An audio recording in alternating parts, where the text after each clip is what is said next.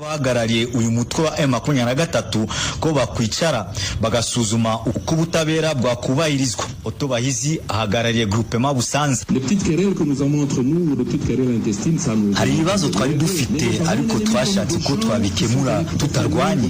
Tuzi uko dufite umwanzi umwe kandi n'udashaka ko igihugu gitera imbere. Reba nk'ukuntu bagiye gutwika igikare cy'abandande bita ikihanda hawe ikiwanja. Ntabwo twabyemera kuko hari kwica umuco wawo. Ushira intwaro hasi ni byiza ariko guhana ubugizi bwa nabi nakarusho.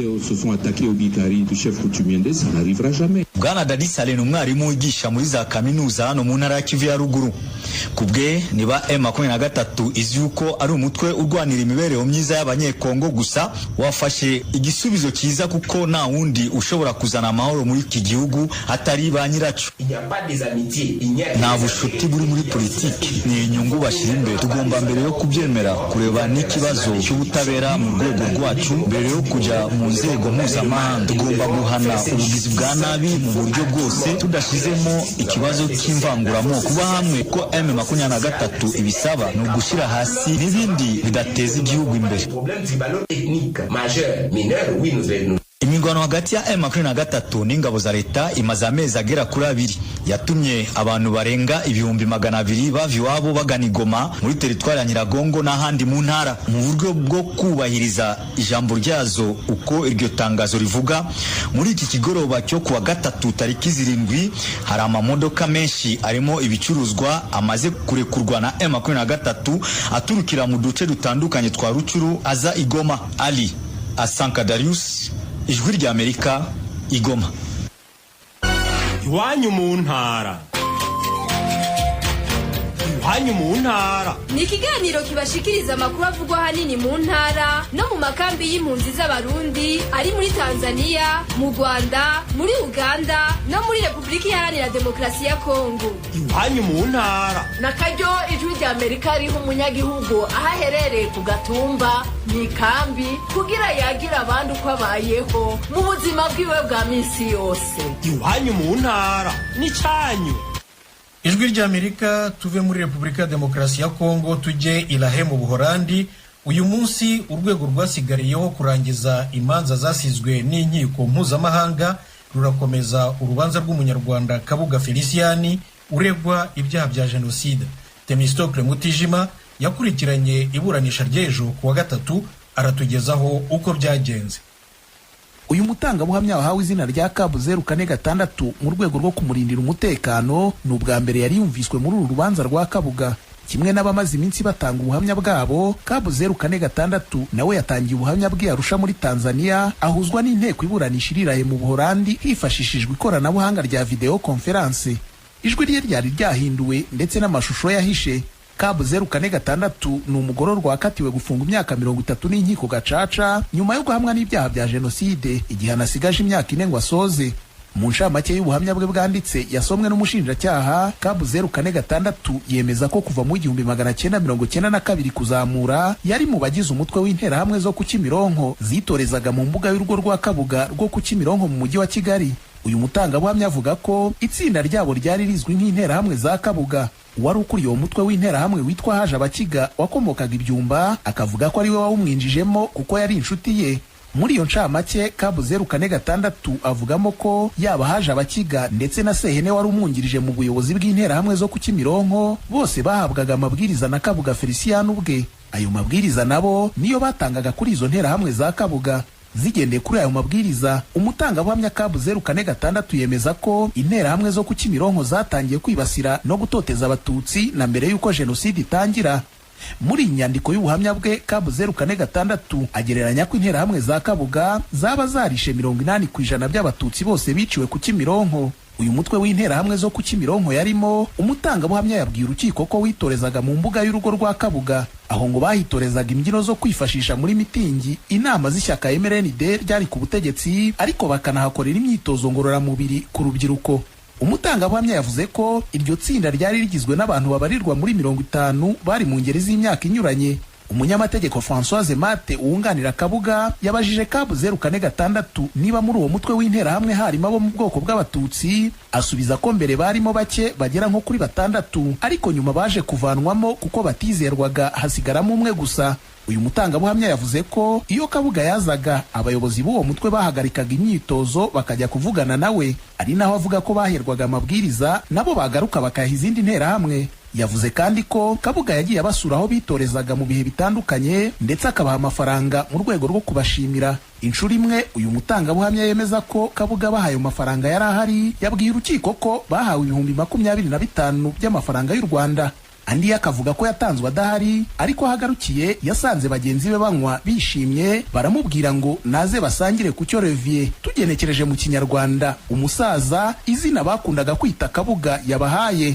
Akavuga ko icyo gihe uwari visi perezida w'uwo mutwe yamuhaye 5,000 byari bisigaye, amubwira ko andi bayakoresheje mu kugura ibinyobwa. Uretse ayo mafaranga kandi, umutangabuhamya yanavuze ko Kabuga afatanyije n'undi mugabo wari umudepite witwa Mushotsi babahaye impuzankano, furari n'ingofero ziri mu mabara y'ibirango by'ishyaka MRND ryari ku butegetsi. Ibyo akaba ari byo bitozanyaga aho kwa Kabuga. Kabu 046 kandi yabwiye urukiko ko uyu mutwe w'interahamwe za Kabuga ari wo watangije ubwicanyi ku Kimironko ku itariki ya 7 y'ukwa 4 mu 1994 jenoside igitangira. Uyu mutangabuhamya yavuze ko icyo gihe izo nterahamwe zazanye umututsi witwaga Jean Pierre Nzaramba zimuvanyiwe zikamwicira kuri bariyeri yari hafi yo kwa Kabuga. Umunyamategeko Françoise Mate yamubajije ukunyurana kuri hagati y'ubuhamya bukubiye mu nyandiko buvuga ko Jean Pierre Nzaramba yiciwe mu rugo rwa Kabuga n'ibyo abwira urukiko ko ari kuri bariyeri yo hafi yo kwa Kabuga.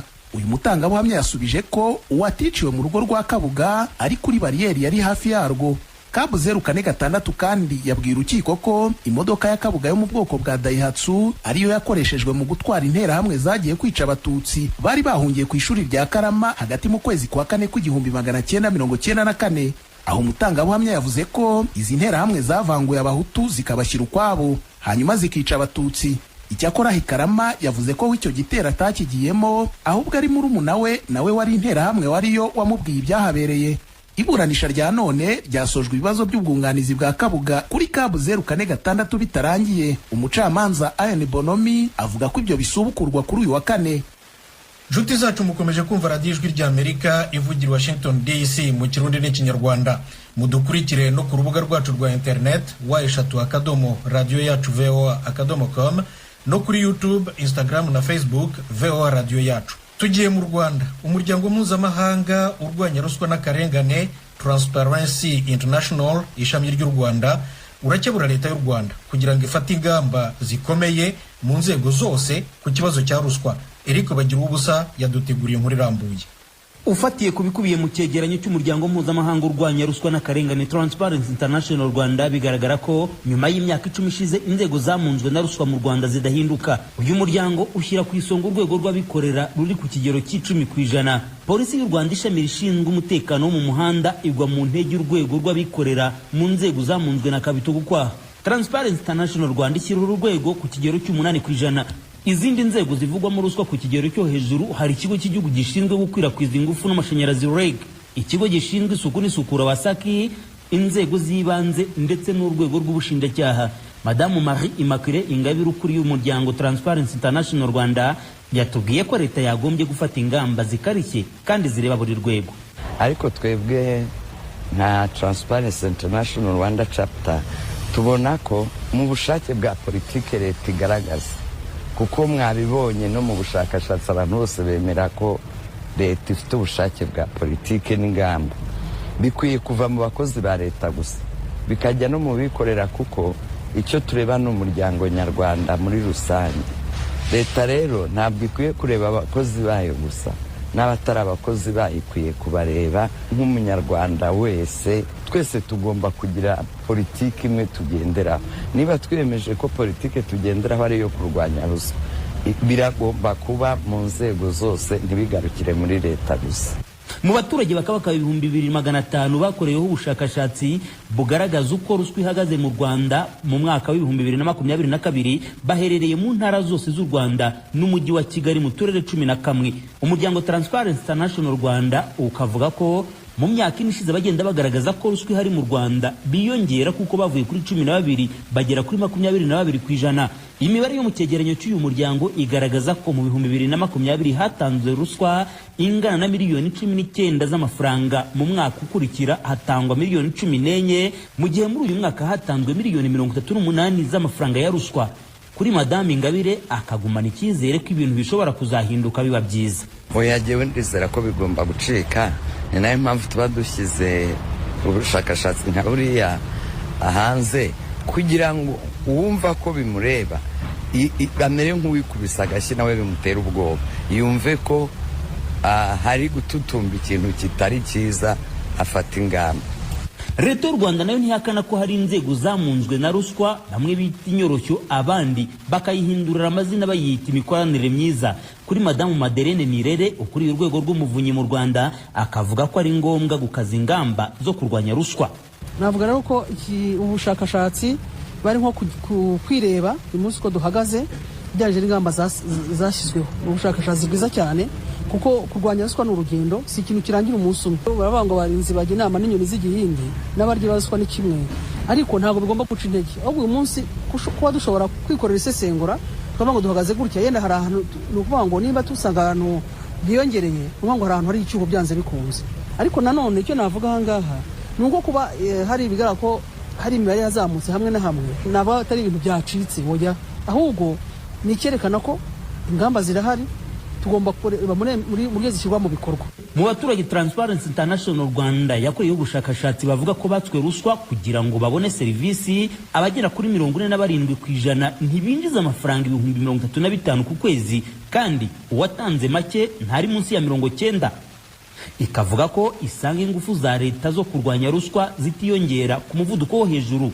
Ivuga ko abacuruzi bagera kuri 38% bemeje ko bakora babanje gutanga ruswa. Mu nzego zishimirwa ko zabashije kurwanya ruswa harimo urwego rw'uburezi ndetse n'urwego rw'ubucamanza, nubwo igaragaza ko abacamanza batabura gutoberwa n'abashinjacyaha. Transparency International Rwanda ikavuga ko abagera kuri 97% bagaragaza ko uwatswe ruswa gatsimbarara bitamubuza kubona serivisi. Intumbero y'ubutegetsi bw'u Rwanda ni ukuzagera mu 2024 ruri ku kigero cya 96% mu guhangana na ruswa. Kugeza ubu Rwanda rufata umwanya wa 49 ku isi n'amanota 53% mu guhangana na ruswa, rukaza ku mwanya wa 5 ku mugabane wa Afurika, mu gihe ruri ku isonga mu karere k'ibiyaga bigari mu guhangana na bitugukwaha. Igikomeza kugaragara nk'imbogamizi ni ugutanga amakuru kuri ruswa, kuko bamwe babanga ingaruka byabagiraho nyuma yo kugaragaza abamunzwe na kabitugukwaha, nk'uko umuryango Transparency International Rwanda bisobanura. Bagira ubusa ijwi rya Amerika i Kigali.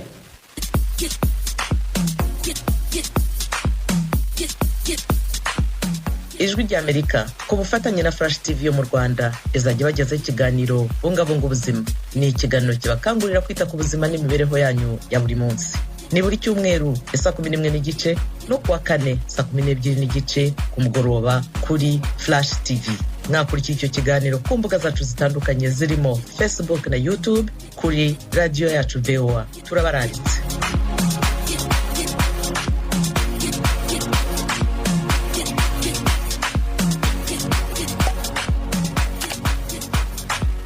Ijwi rya Amerika tuvuye mu Rwanda tugiye muri Tanzania. Abarundi baba mu nkambi z'impunzi za Nduta na Nyarugusu basanga leta y'u Burundi ikwiye gukemura ibibazo byatumye bahunga mbere yo kubahamagarira guhunguka. Ni inkuru ya mugenzi wacu James Jovin, umunyamakuru w'Ijwi rya Amerika muri Tanzania. Ivyo babivuze nyuma y'urugendo rw'abantu 10 bahoze ari impunzi mu bihugu bitandukanye basuye inkambi za Nduta na Nyarugusu mu cyumweru gishize. Leta y'u Burundi yarungitse izo ntumwa guhamagarira impunzi z'abarundi zahungiye